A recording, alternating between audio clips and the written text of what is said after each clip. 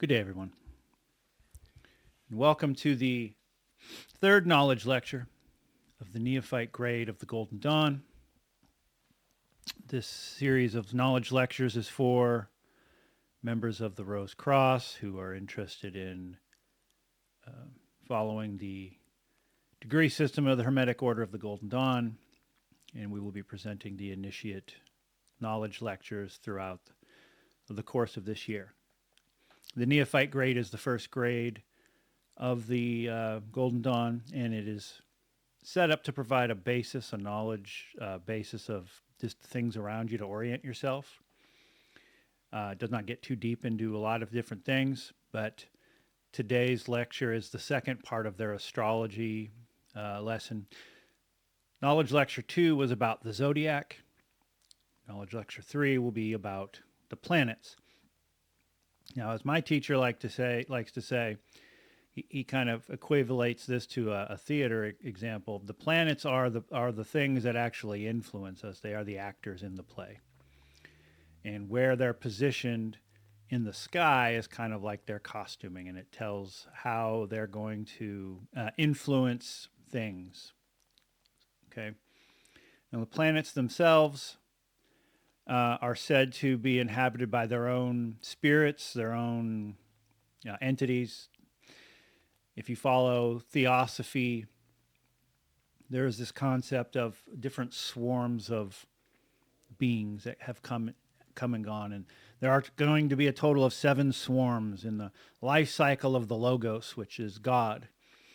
And human race is number 4. It's the 4th swarm if you follow theosophy.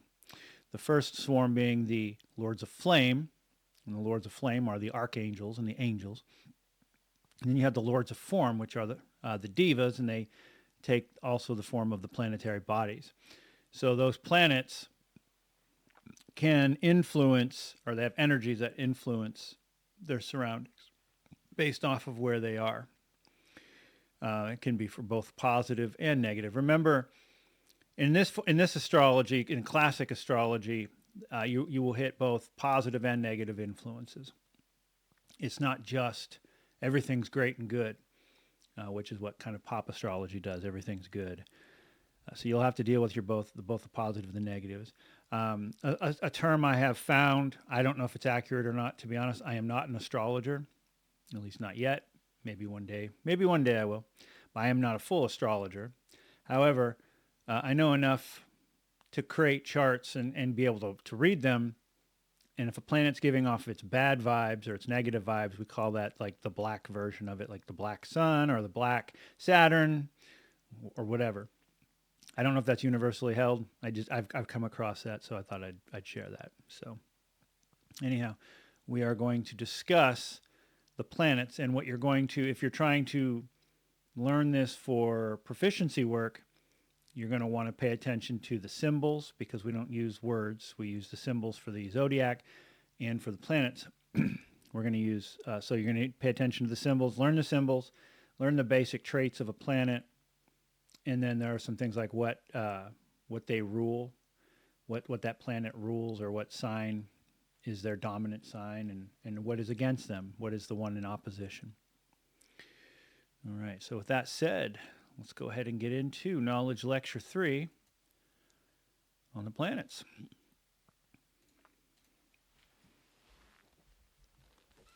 Everything from these lectures is taken from Mather's work in the Golden Dawn. And again, this is from the Neophyte grade.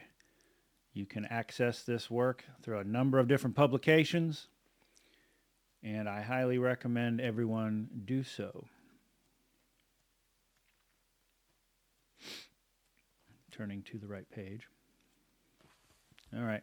Another thing I'd like to point out, I will be going through the classic astrology, so the 7 visible planets, to which, yes, the moon and the sun are considered planets, because planet means wandering body, and they wandered across the sky, and so they were called planets, even though we know the sun is a star and so forth. I will not be covering Uranus, Neptune, or Pluto. If you're interested in those, you can certainly look them up. I will not be testing anyone on proficiency on those.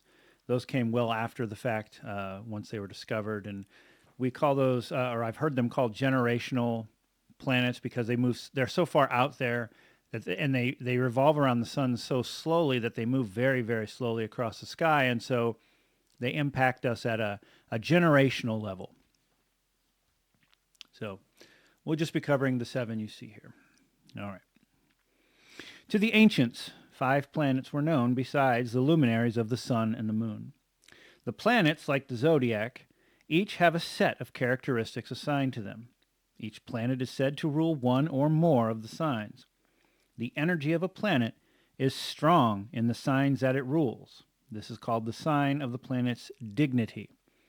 So if a planet is in its dignity, it is at its strongest point of influence.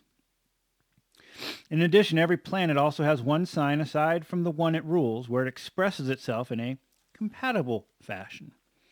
They call this the sign of the planet's exaltation. When a planet is in the sign directly opposite to the one it rules, it is said to be in a sign of detriment. That means it's in its black phase or its negative phase.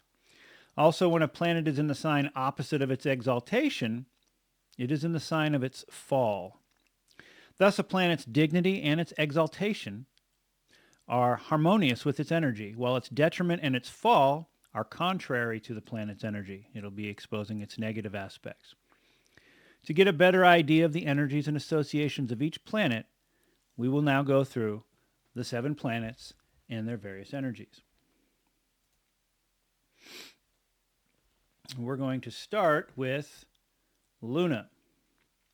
And we're going to move my face out of the way. All right, so my face is going to be moving all over the place in these slides because we have different positions depending on the slide. All right, Luna. And these go from the order of the fastest moving around our planet, or from our perception. Obviously, Luna being the closest, it moves quick. Luna is the moon. Now, remember, we have to memorize those signs, so there's no words for those, but it's ruling, that's Cancer, the crab. It's exalted in Taurus. Its detriment is Capricorn, the goat, and its fall is in Scorpio. It represents the domestic and nurturing energies, and its keyword is emotions. Luna is a Roman name identified with Diana, goddess of the moon. The moon embodies the primary female principle in women in general. It encompasses instincts, moods, feelings, habits, the subconscious, tides, phases, reflexes, reflections, alternations, and receptivity. Luna rules needs, desires, personal interests, magnetism, liquids, impressionability, fertility, and growth. The moon's actions, changes, and fluctuates.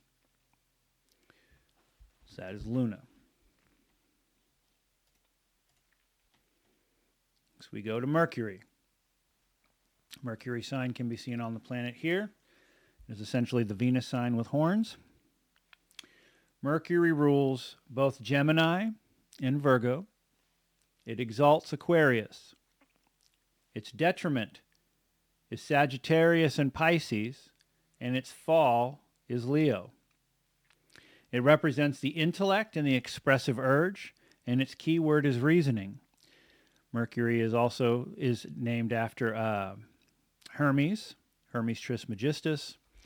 And so if you can remember that, Hermes Trismegistus, the Hermetic, the thrice great, rules, the mind.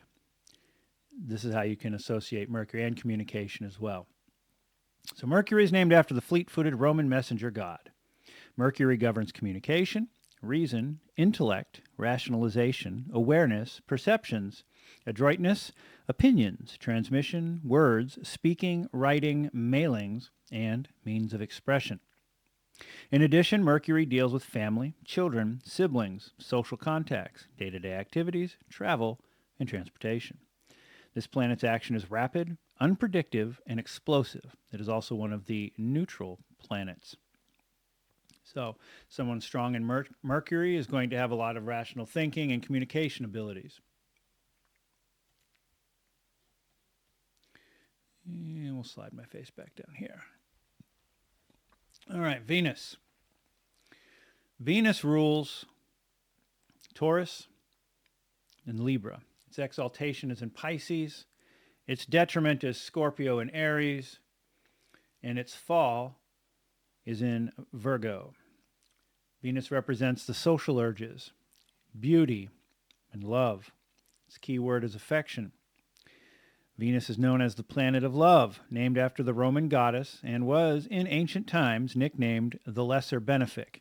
Now, what that means is this is one of the two positive planets, or beneficial planets. This was the lesser of the two. It governs pleasure, natural love, sensuality, sociability, attraction, interaction, art, music, poetry, drama, song, culture, beauty, possessions, jewelry, candy, sentiments, color, marriage, and unions. Its action is mild and harmonious.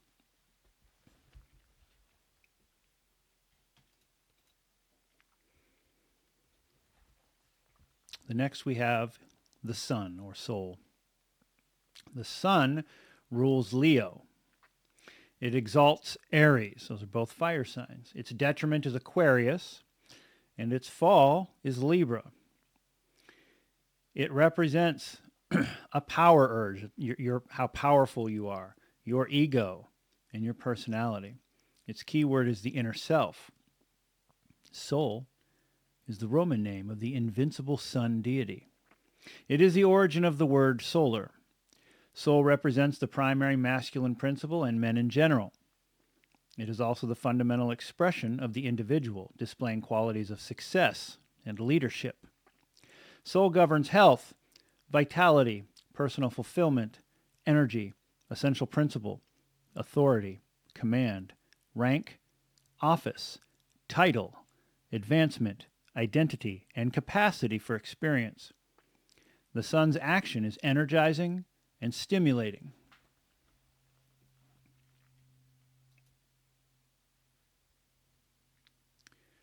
Now we're going to look at Mars. Mars is the lesser malefic, meaning of the two, there's two more negative planets. This is the little lesser evil. Note, none of the planets are good or evil. They both represent both good and bad, but just to understand what the word malefic and benefic meant. Mars rules Aries and co-rules Scorpio. It exalts Capricorn. Its detriment is Libra and Taurus, and its fall is Cancer. Mars represents aggression, initiative, and action. Its key word is energy. The planet Mars is named after the Roman god of war and was referred to by the ancients as the Lesser Malefic. It governs desire, sexual energy, focused energy, dynamic action, animal nature, force, power, strife, strain, adversity, work, achievement, competition, and death. Mars also rules weapons, war, accidents, violence, surgery, tools, iron, and steel. The action of this planet is sudden, forceful, and disruptive. The energy of Mars can be used violently and destructively, or with valor and fortitude.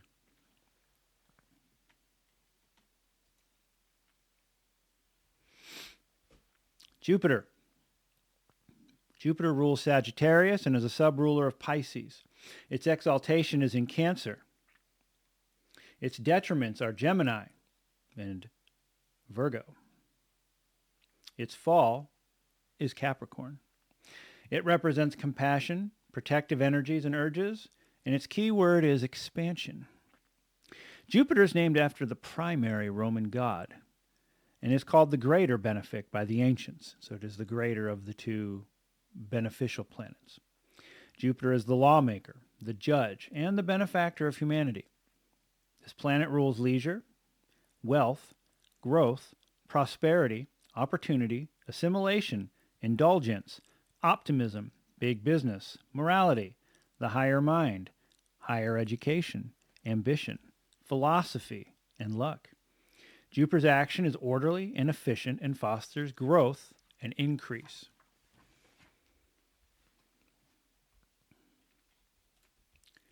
The last of the 7 known planets of the ancients was Saturn. It's also the greater malefic, though again, Saturn's not evil, but it does have negative, it tends to exert negative conflict in one's life, especially when it's in its dark form. Saturn rules Capricorn and subrules Aquarius. It is exalted in Libra. It is detrimented in Cancer and Leo, and its fall is in Aries. It represents security, safety, teaches lessons, and is also known as the taskmaster. Saturn is named after the Roman god of agriculture and is called the Greater Malefic. This planet is known as the taskmaster of the horoscope. It rules organization, discipline, responsibility, structure, goals, career, limitations, conservatism, crystallized focus, restriction, delays, theories, orthodoxy, tradition, depth, time, patience, truth, wisdom, aging, and solidification. Saturn's action is slow and enduring.